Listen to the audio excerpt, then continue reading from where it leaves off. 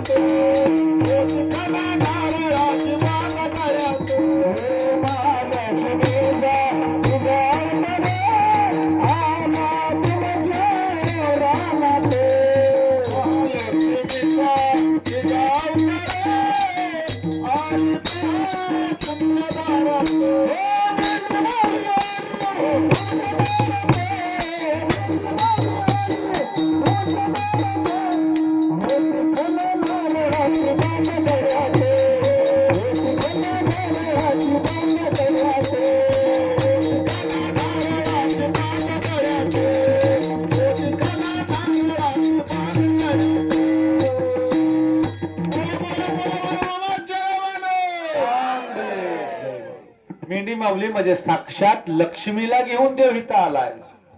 मग त्या लक्ष्मीचं पाऊल आपल्या शेताला लागून द्यायचं का नाही हे तुमच्या हातामध्ये. लक्ष्मीला घरात घ्यायचं का तिला घाकलून द्यायचं हे तुमच्या हातामध्ये. त्या मेंढी माऊलीला मारून तिला हाकलणं म्हणजे अवदसा घरात घेतल्यासारखं आहे. लक्ष्मीला घरात घ्या. मेंढी माऊली आली ना, तिची सुंदर सेवा करा. साक्षात लक्ष्मीला आहे. आणि ज्यांनी ज्यांनी शेतात चरू दिले ना, तुम्हाला खात्रीनं सांगणं माझंही दादांनो, माझ्या देवानं आजपर्यंत कोणाचा उपकार ठेवून घेण्याचा. अरे म्हणला या कलियुगामध्ये आजपतवर मी कोणाचा बी पगार ठेवून घेतलेला नाही. अरे जो जो जसा जसा राबला नव त्याला मी तसा तसा पगार दिलेला आहे. जो जो माझ्या शेळ्या मेंढ्यासाठी राबल नव मी त्याला बी पगार इथून पाठीमागे बी दिलेला आहे आणि इथून पुढे बी देणार आहे. तर कवा देईल कसा देईल हे माझं म्या ठरवलं.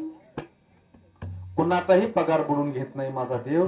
म्हणून प्रत्येकाने या मेंढी माऊलीची सेवा करा. 2000 मगाची गोष्ट 2025चं चरित्र सांगितलं. 2023 नेहमी आवर्जून सांगतो. काल 19 नंबर मध्ये हा उल्लेख मी केला होता. हेच दिवस होते, यात्रेचा दिवस होता.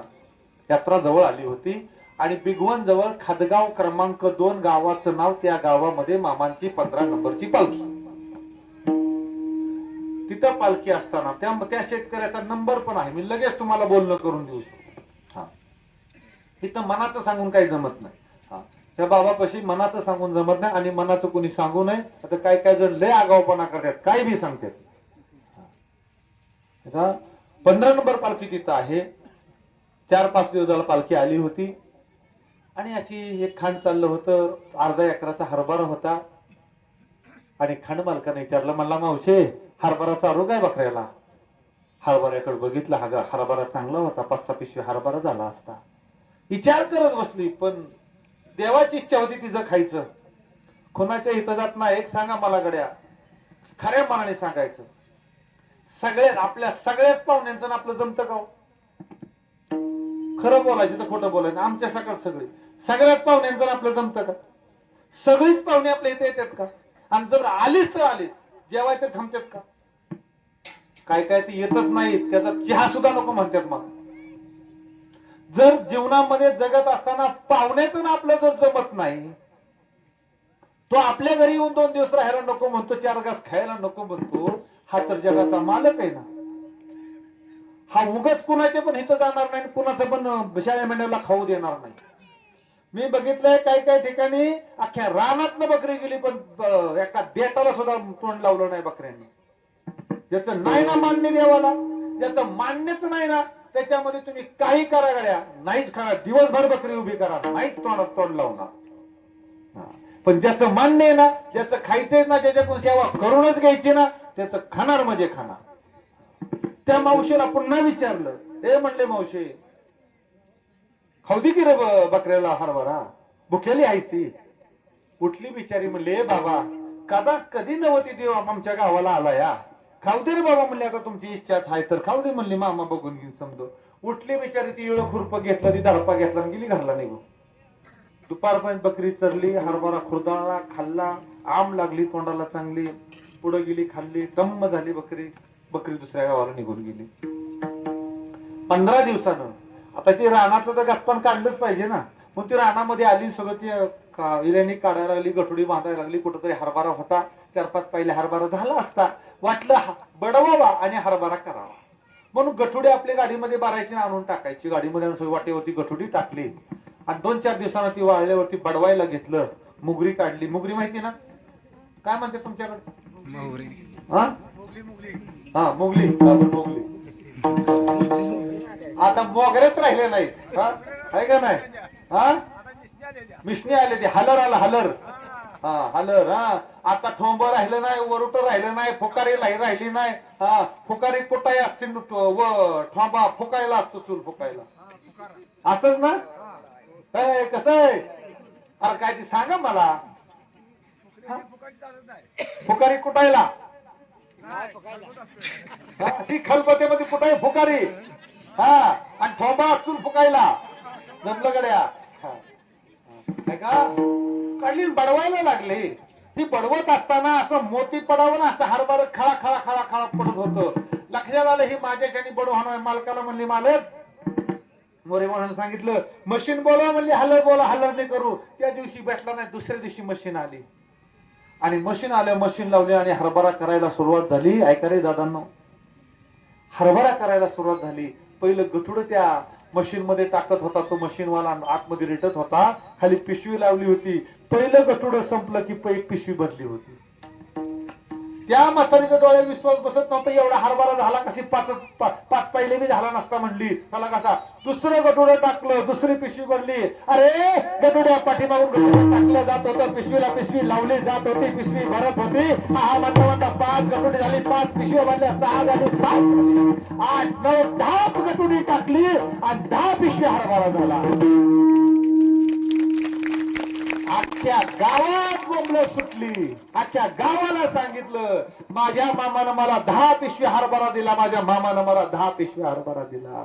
पालखी दुसऱ्या गावाला गेली, तिथं पर्यंत भाकरी थपता थपता देवासाठी 5 भाकरी थपा, आयुष्याचं कल्याण आहे, त्या हाताचं धन्यता होईल. प्रसाद घेतला ना, त्या मामांच्या भांड्याला हात लावा, घासा ती भांडी. अरे दर्शन घ्या नाही तर घेऊ नका, भांडी घासा. ज्या भांड्यामध्ये माझ्या भगवंताचा प्रसाद बनतोय ना, त्या भांड्याला हात लागू द्या. बाबा आयुष्य परपंचाची भांडी घासता घासता घासता आयुष्य संपायची वेळ आली, पण काही पुरलं नाही, काय उरलंच नाही. कटकट कधी थांबले नाही, कालवा कधी बंद झालाच नाही. देवालय ना, देवाची भांडी घासा, तिथं सेवा करा. माझा देव सेवेमध्ये, माझा देव भक्तीमध्ये, माझा देव मेंढी माऊलीच्या सेवेमध्ये. भंडारा कपाळे हाती घेऊन बोंगड ताटे, भंडारा कपाळे हाती घेऊन बोंगड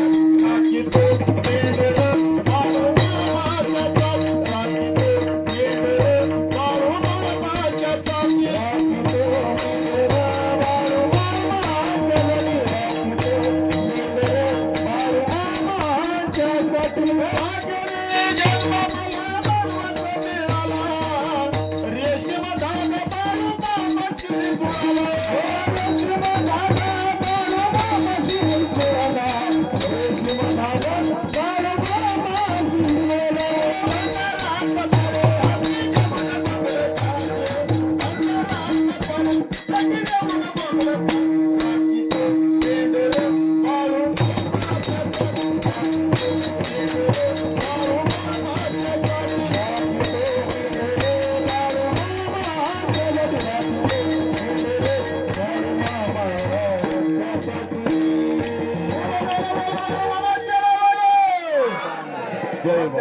माऊलीची सेवा करून स्वतःचं कर्म सत्य करा.